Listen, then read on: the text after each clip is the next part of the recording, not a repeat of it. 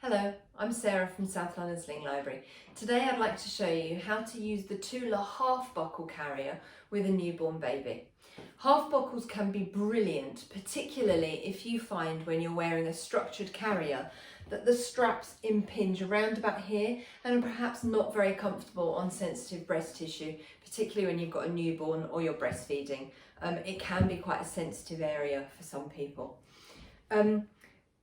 To make the Tula Half Buckle fit, we've just got a couple of adjustments to do. So at the waistband of all the Tulas, just under here, you've got some poppers. To make it fit a newborn, I want to undo those poppers. I'm just going to slide that fabric in and I'm going to do up one popper. There we go. I've done that on both sides now. As the baby gets bigger, I'm going to do up 2 poppers and then 3 poppers to make it fit. At the panel here, we've also got these adjusters. These are already done up nice and tightly. What that does is it just folds the extra piece of the body panel down to make it a little bit shorter for a newborn. As your baby grows, you can loosen those and the panel gets wider, gets taller. So I'm going to hold my carrier by the waistband.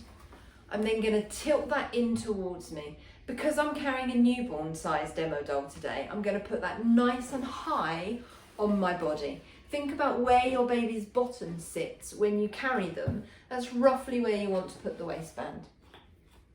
So I can do that up behind me and tighten to fit. In terms of how tight you want the waistband, you just want to tighten it to make sure it's not going to go anywhere. It's not going to move around while you're wearing the baby. It doesn't need to be corset tight. Now I need my baby. This is Jamie. Jamie is my newborn sized demo doll.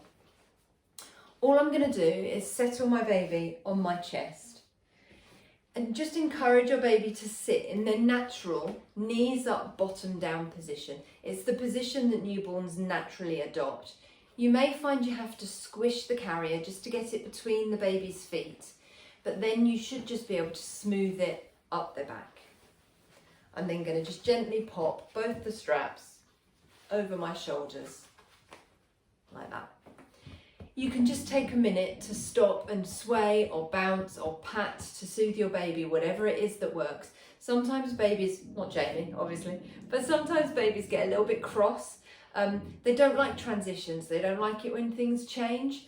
So taking them from not being in the carrier to being in the carrier can sometimes test them slightly. So just take a minute to stop and pat and sway or bounce or whatever it is that works for your baby. Just be aware that you've got these long shoulder straps and you just need to be aware that they're not going to trip you over.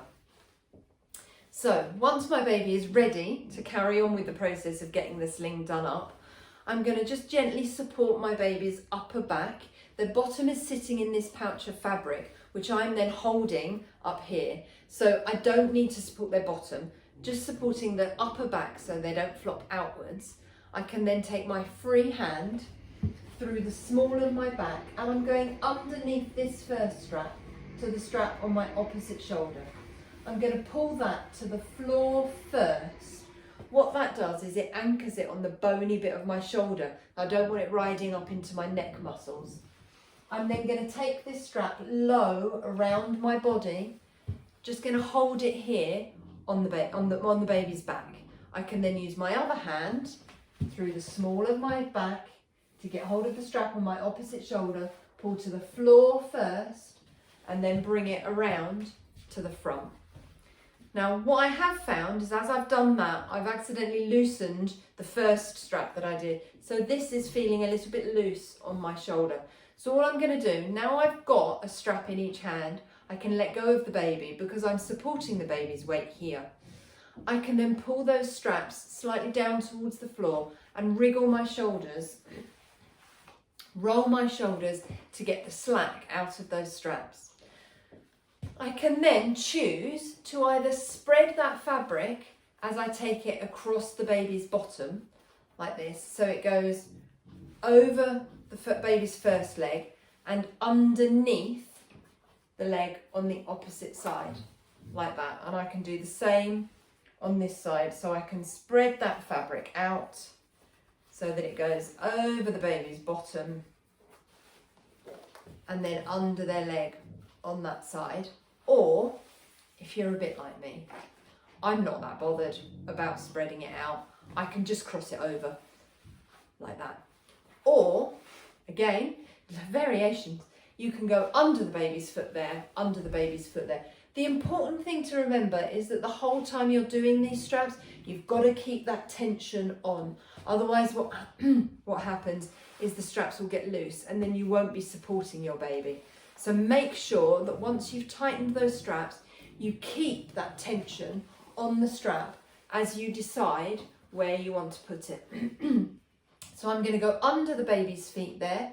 I'm just going to cross that fabric over, go back under the baby's feet, and I'm going to tie a nice double knot behind me so that it's secure and it's not going to go anywhere.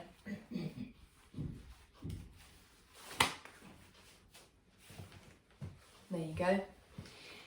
The TICS safety guidelines, the safety guidelines are exactly the same in this sling as they are in any other sling or baby carrier. Your safety guidelines are identical. So the word to remember is TICS. You want to be able to tick all of your safety boxes. So the T stands for tight. The baby is as tightly held against me as if I were holding them in my arms. So I should just be able to pop a hand on my baby's head, do a little dip forward and not feel their body weight pull away from me. The I stands for in view. So I can very easily see my baby's face without moving any fabric or moving the straps or anything like that. The C stands for close enough to kiss. I can very easily kiss my baby. The K stands for keeping baby's chin off their chest. So the easiest way to confirm that my baby's chin is off their chest is to do the ugly double chin maneuver and make sure I can see the top half of my baby's face. As long as I can see the top half of their face, their chin is off their chest. The S stands for supported spine. So if you pop a hand on baby's back and lightly press, they don't have extra room to get closer to you, uncurl or sit up. And it's about not allowing them extra space in the sling that they could slump into, put their chin on their chest and close their airway. The Tula Baby does also come with an additional sleep hood. There are some little loops inside the carrier here that it just poppers onto. I find for most people when they're learning how to put the carrier on, it tends to get in the way. And generally you don't need it for a newborn, so I take them off. But you're totally entitled to use it if you prefer it. To take the sling off, I'm basically going to reverse the process. So reach around behind me, undo my double knot, and then keeping that tension on my straps, I can bring them under my baby's feet, uncross them, back under my baby's feet, and then from there, I can just hold my baby and release the carrier. Do remember that if you're not taking the carrier off completely, you have these long straps hanging down in front of you and they may be a trip hazard. So if you're not going to take the carrier off, roll those straps up slightly, tuck them in your waistband so that they're not dangling in front of your feet. You're not going to trip over them and hurt yourself. If you'd like some more information about South London Sling Library, or perhaps you'd like to borrow either the Tula Half Buckle or one of our other baby carriers or slings, you can find all that information at southlondonslings.co.uk. Thanks a lot. Bye.